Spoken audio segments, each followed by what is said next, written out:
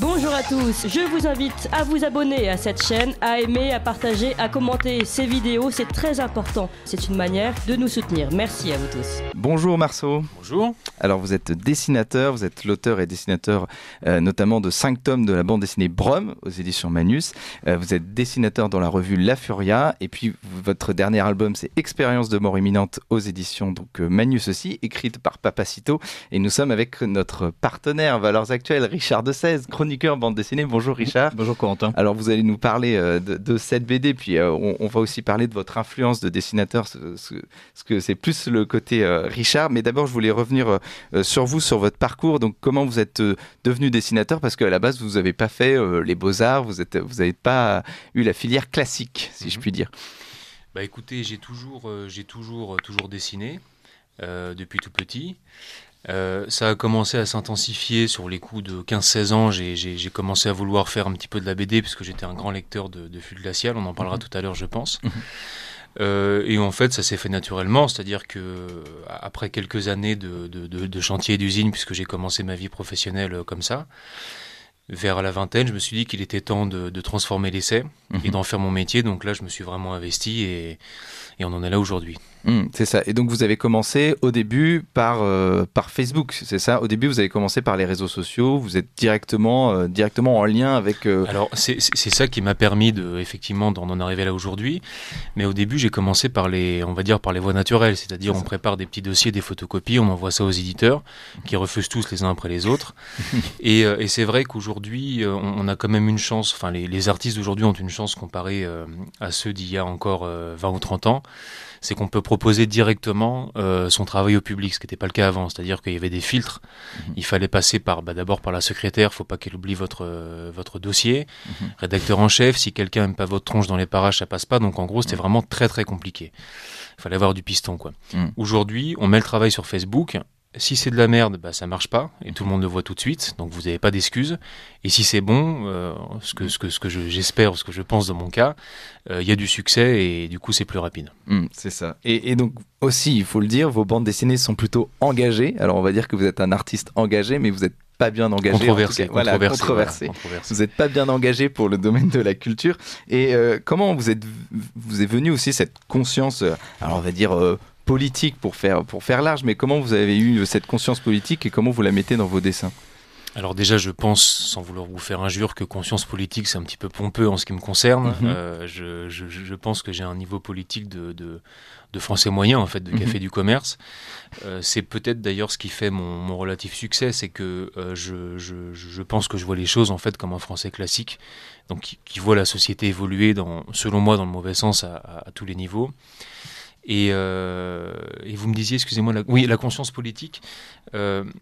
La partie plus agressive de ma conscience politique, si on peut l'appeler ainsi, c'est quand j'ai commencé à être l'objet d'attaques assez violentes de la part du camp de la bien-pensance, ce qui n'était pas encore des woke à l'époque. C'était les ancêtres des woke qui sont maintenant des fachos, du coup, puisqu'ils sont plus assez woke. Le problème du progrès, c'est ça automatiquement.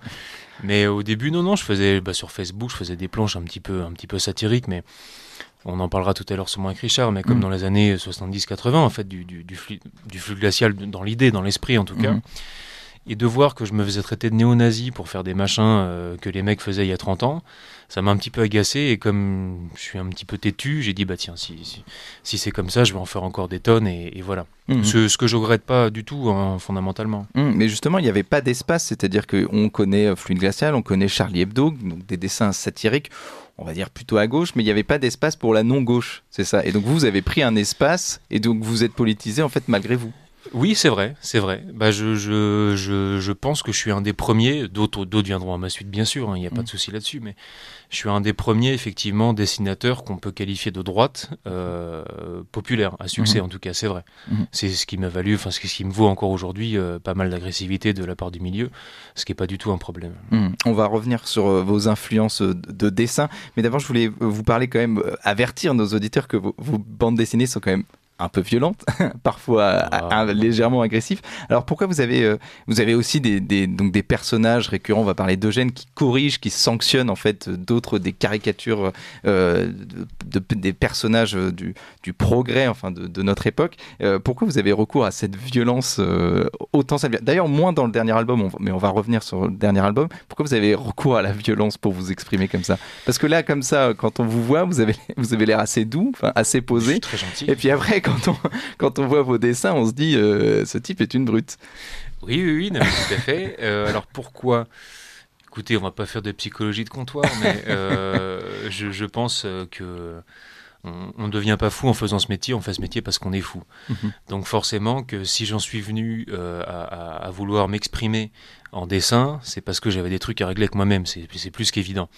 Alors je suis plus le même homme aujourd'hui qu'à 20 ans, je suis beaucoup plus accompli, ça va quand même mieux dans ma vie à tous les niveaux, mais à 20 ans il y avait des trucs qui n'allaient pas forcément. Et j'avais la chance de pouvoir retranscrire ça en dessin, et donc ça passait par de la violence parce qu'il y avait des trucs qui n'allaient pas. Tout simplement, aussi d'un point de vue simplement graphique, moi j'aime bien quand ça bouge. On n'est pas forcément obligé, on peut faire des trucs un peu plus intello, même du statique, on en parlait tout à l'heure avec Richard, mais moi j'aime bien quand ça bouge, ouais. Et ça c'est l'influence gottlibienne à 250% évidemment. Et ben voilà, on va en parler de cette influence. Richard de Sèze, quelles sont les influences de dessin? Vous qui avez tant lu de bande dessinée, quelles sont les influences donc, de Marceau pour vous?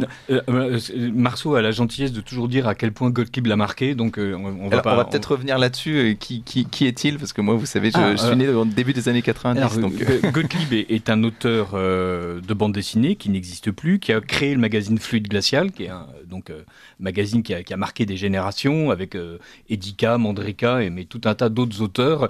Et d'ailleurs, donc humour glacé et sophistiqué, c'était la définition de Fluide Glacial qui existe encore, qui publie par exemple les bandes dessinées de Monsieur le Chien sur le Petit Théâtre des Opérations dont on a parlé, qui publie Daniel Gossens, ou Goussens, j'ai jamais su comment on disait, donc excellent auteur, qui publiait en fait tout un tas d'auteurs connus et inconnus. Je me souviens d'un Espagnol, Absurdus Delirium, qui était vraiment remarquable, qui a publié Blutch, enfin bref, voilà, un très grand magazine, un très grand découvreur de talent. Et Gottlieb, ça a commencé avec les rubriques à braque, scénarisées par Goscinny, et après les Dingo Dossiers, où il se lâche complètement, il invente le personnage de la coccinelle et réussit à vraiment faire exploser le cadre classique de la bande dessinée en s'inspirant un peu des Américains, genre Mad, mais avec d'abord un dessin remarquablement précis.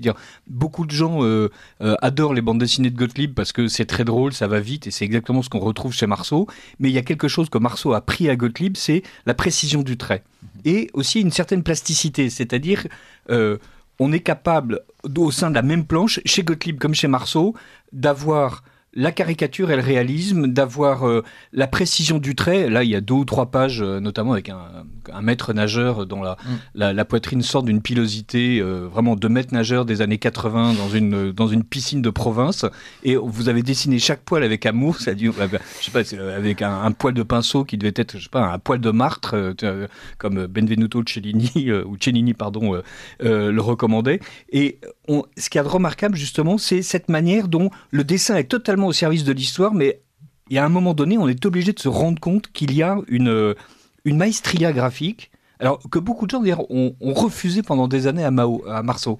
Et il s'agissait de ne pas lui reconnaître cette capacité à dessiner remarquablement, et donc ah oui, mais il sait pas faire tourner les têtes, enfin, donc, ce qui est complètement idiot, puisque voilà, enfin aujourd'hui, en tout cas avec expérience de mort imminente, la maîtrise est aussi évidente, avec d'ailleurs le trait est encore plus fin. On a l'impression que vous utilisez des outils de plus en plus petits, et donc que vous êtes passé ça s'appelle du marqueur au rotring, et même maintenant encore plus. C'est presque une question. En fait, vous améliorez votre tant qu'on y est. Non.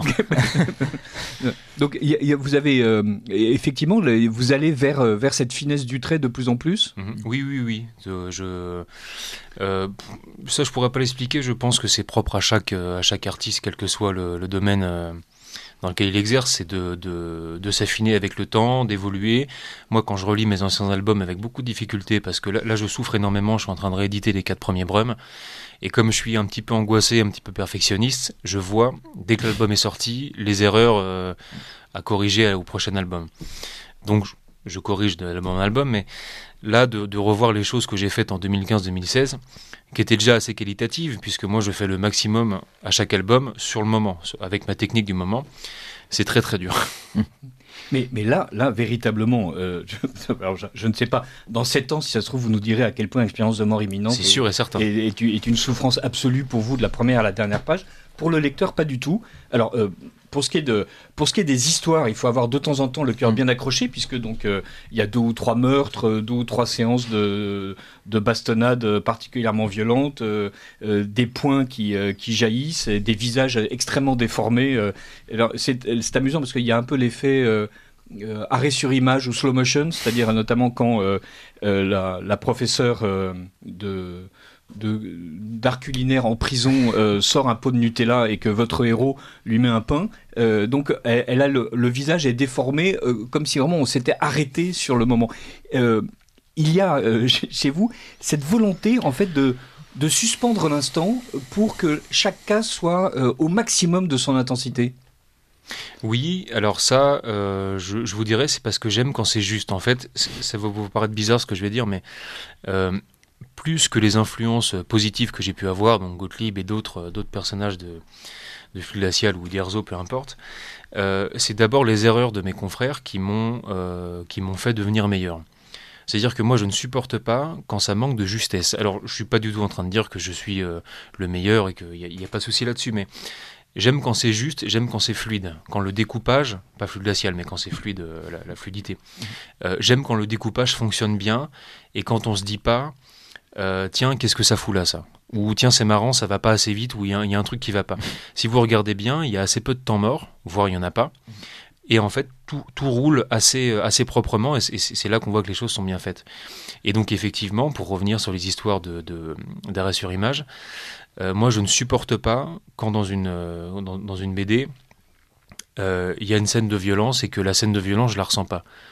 C'est-à-dire une onomatopée trop petite. Ou alors quelque chose, ça va pas. C'est-à-dire que s'il y a une mandale qui arrive, il faut que la mâchoire soit décrochée, il faut que le brum à côté... C'est un brum ou un bronque là ? C'est un brum. C'est un brum. Bon. Brum aussi. Parce qu'il y a des brums, des broms et des brams. C'est ça. Voilà, oui, il y a un peu tout. Il y a aussi des croches, crac. Enfin, oui, il y a plein de bruits. et du coup, mais il faut que ce soit absolument... faut que ça aille dans un ensemble, il faut que ce soit équilibré en fait. Et donc, quoi de mieux qu'un arrêt sur image d'une mâchoire qui se décroche pour faire ressentir l'impact du choc au lecteur. Oui, ce qui est exactement...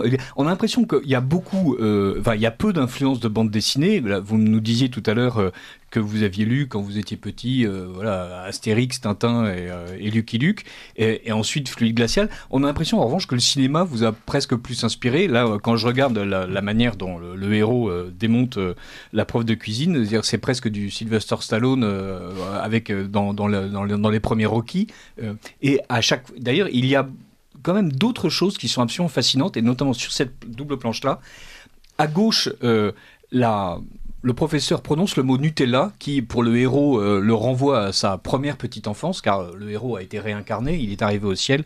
Saint-Pierre l'a jugé suffisamment nul pour ne mériter ni le paradis ni le purgatoire, et donc il retourne sur Terre, ce qui est un ressort qu'on connaît, qui existe déjà.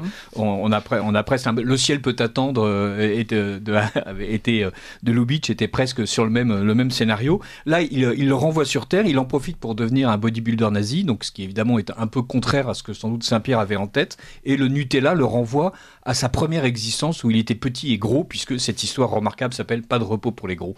Et ce mot Nutella envahit la case en déformant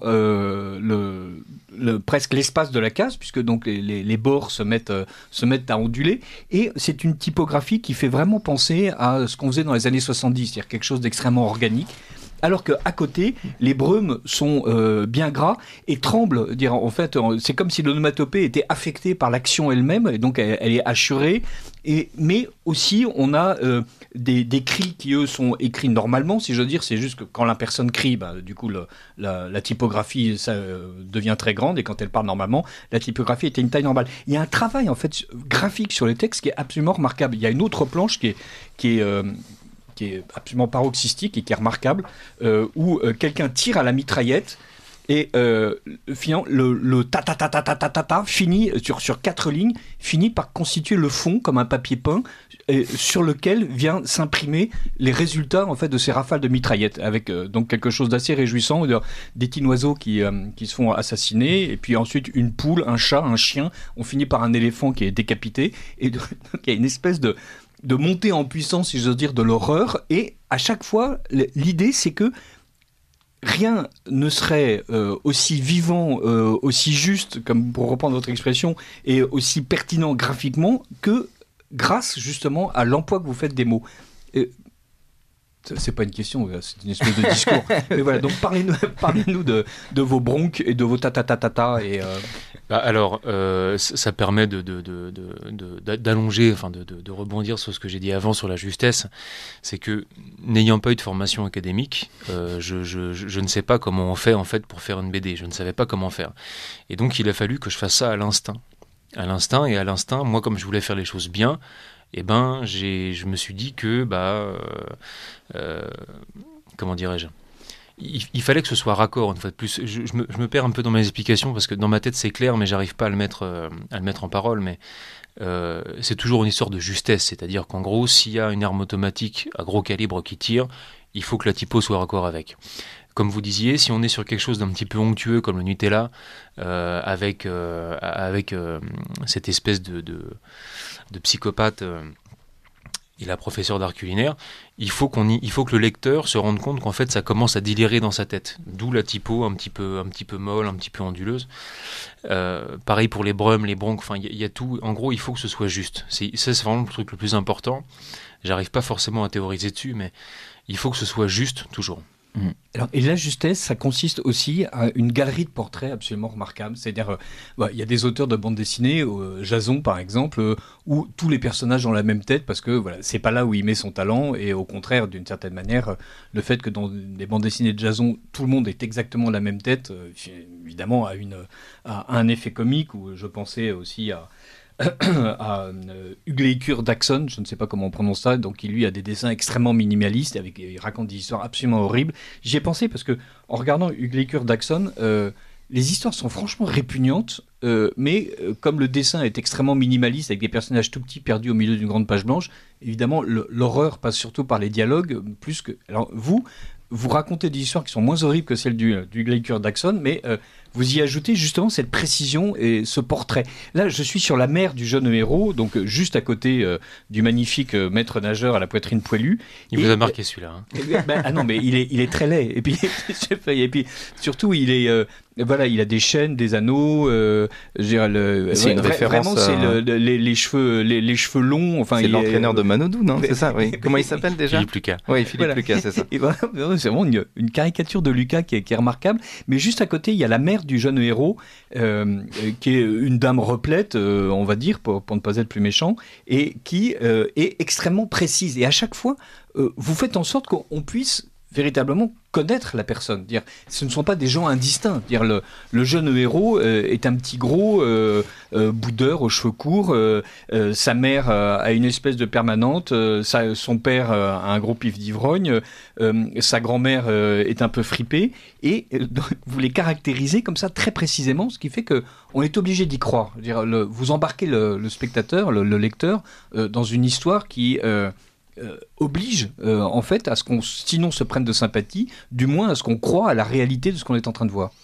Mais en fait, ça fait partie d'un ensemble et on en revient encore une fois de plus à la justesse, c'est-à-dire que pour moi la justesse, elle est pas forcément, elle se cache pas forcément dans une perfection anatomique qu'on pourrait retrouver dans une formation académique.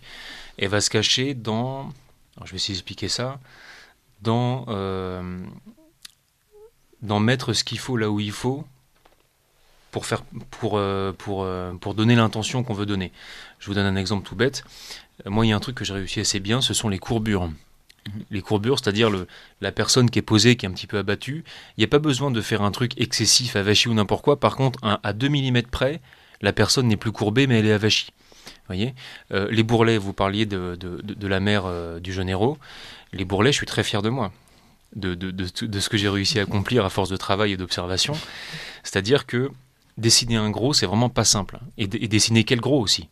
est-ce qu'on dessine un Depardieu, est-ce qu'on dessine un gros honteux? Ah non, et là, Depardieu, il y a toute une gamme de gros d'ailleurs dans cet album. De gros honteux, c'est-à-dire que Depardieu, si je dessine Depardieu, qui est quand même très costaud, on est sur une panse énorme, très dure, des grosses épaules, des gros avant-bras. C'est quelqu'un qui est fier. Ça lui dérange pas d'éclater 3 poulets, de boire 2 barils de vin, c'est pas un souci. Donc il y a une manière de faire Depardieu. Si je veux dessiner un gros honteux, ça va être différent. Là, il y aura la fameuse courbure dont je vous parle, qui se joue à quelques millimètres, un petit peu, le gros qui a un petit peu honte parce qu'il sait. Il sait ce qu'il est. Enfin, il sait ce qu'il fait, en tout cas, c'est les actions. Il sait qu'il renonce, en tout cas, qu'il n'a pas le courage de s'en sortir. Les bourrelets, enfin, c'est vraiment... on en revient à ce que je disais, il faut que ce soit hyper juste. Il faut toujours que ce soit juste. Il n'y a pas que des bourrelets, parce que vous dessinez le t-shirt avec, là aussi, très précisément, la manière dont le tissu plisse. Donc et c'est ça qui est vraiment enthousiasmant.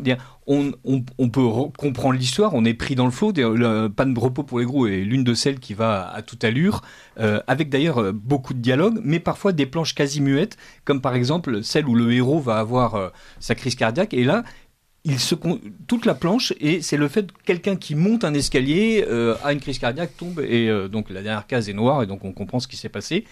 Et c'est pas muet, puisqu'il y a quelques onomatopées.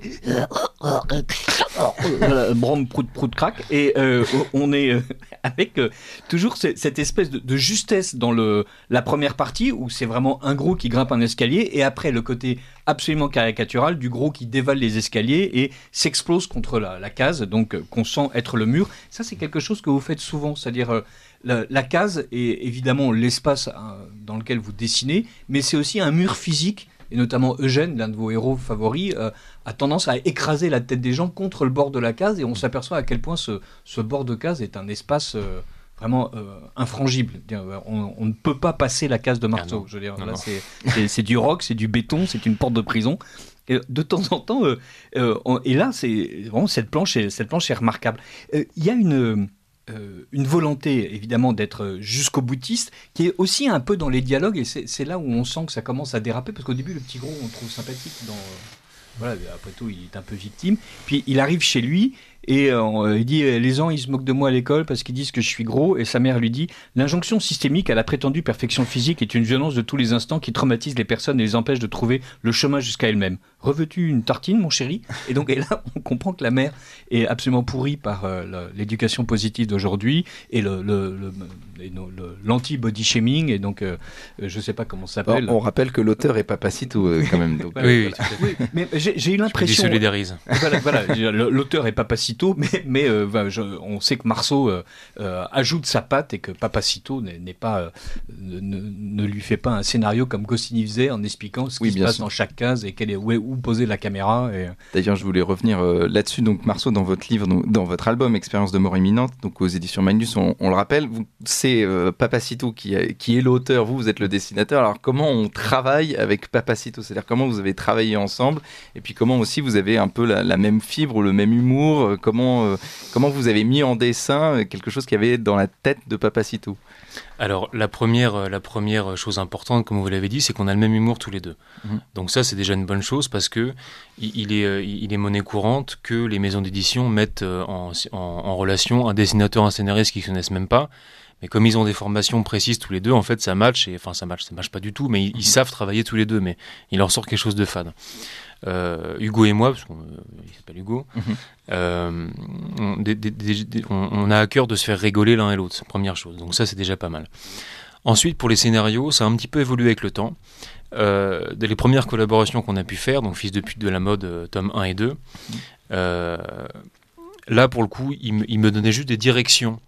Et moi, je faisais ma tambouille. Mais parce qu'aussi les albums étaient beaucoup moins aboutis au niveau scénaristique. Là, c'est un peu plus différent, on en a beaucoup plus parlé, on a plus réfléchi, il a plus écrit que d'habitude. Je dis pas du tout que c'est quelqu'un qui travaille pas, c'est juste que sa méthode de travail est plus basée là-dessus. On fonctionne beaucoup plus à l'instinct, lui et moi. Et en revanche, par contre, comme disait Gérard... Richard, excusez-moi, j'ai pas beaucoup dormi. Tout va bien. Pour moi. Vous me comparez à Depardieu, ça va un peu... Oui, c'est parce qu'on en a parlé avant. Quand les gens me voient, ils voient à quel point c'est juste. Voilà.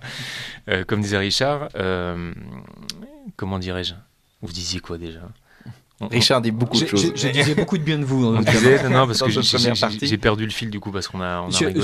Sur le fait que là, vous mettez votre patte par rapport. Oui, absolument. C'est-à-dire qu'en gros, oui. c'est quand même moi qui mets ma patte par-dessus. C'est-à-dire que moi, je peux pas faire comme Goscinny et Uderzo. Je ne peux pas être enfermé dans un case 1, case 2, case 3. Et la manière d'écrire qu'a Hugo d'écrire, qui est très instinctive, qui est très animale, peut pas non plus s'enfermer dans un case 1, case 2, case 3. Donc on travaille beaucoup à l'instinct tous les deux. Moi, ça va tout seul, je sais faire des découpages assez efficaces et assez rapides.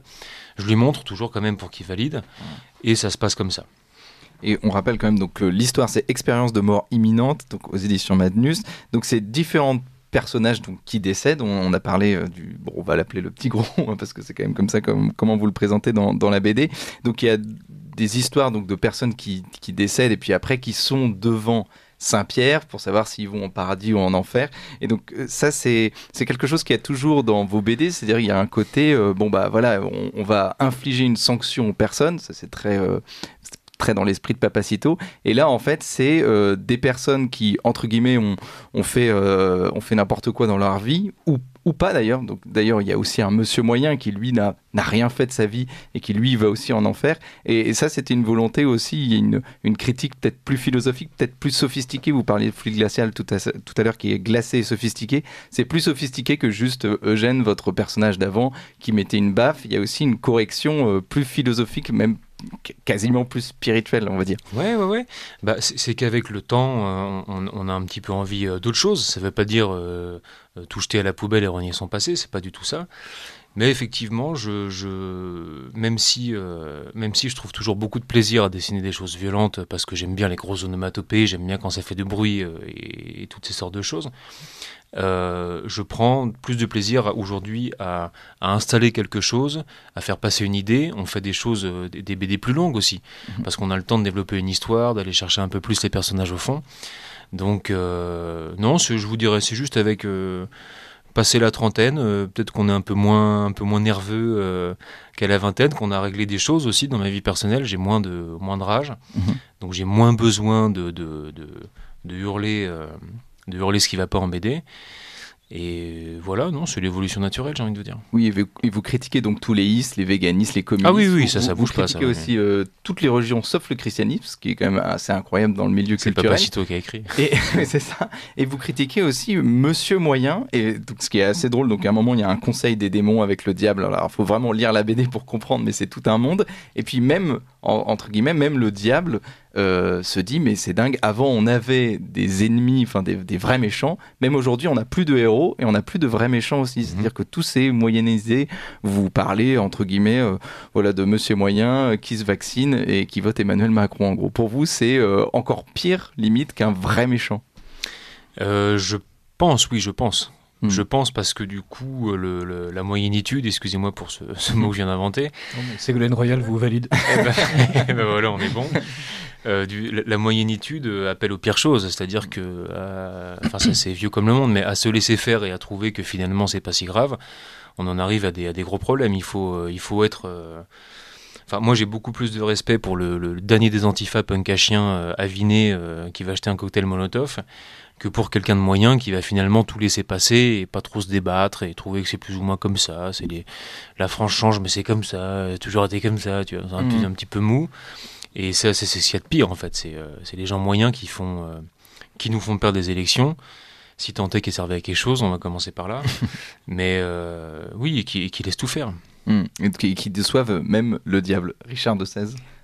Alors justement, c'était l'une des histoires qui m'a le plus fasciné, parce que donc le démon est un peu un peu ennuyé, il a l'impression qu'il se renouvelle pas, ça fait longtemps qu'il torture les gens et là il a besoin de nouveautés, donc il réunit son conseil de démons, donc il y a une collection de têtes de gargouilles absolument remarquables et qui sont tous comme un comité exécutif d'un établissement de taille intermédiaire en train de se demander s'il faut continuer à acheter de l'acier en Inde ou en Chine et qui essayent d'imaginer quelque chose de vraiment horrible, et donc ils ont des idées, et l'idée en fait c'est de dire en fait il faut que l'endroit soit une copie parfaite de la vie sur Terre, mais avec énormément de désagréments. Et ça c'est intéressant. Et il commence à décrire quelque chose, et peu à peu, on se rend compte que ils sont en train de décrire la France d'aujourd'hui. En fait, et c'est avec toute l'absurdité de d'un flux migratoire où il y a des gens qui viennent, qui rendent la France pleine d'insécurité et qui néanmoins sont subventionnés par les impôts de ceux qui vont se faire casser la gueule.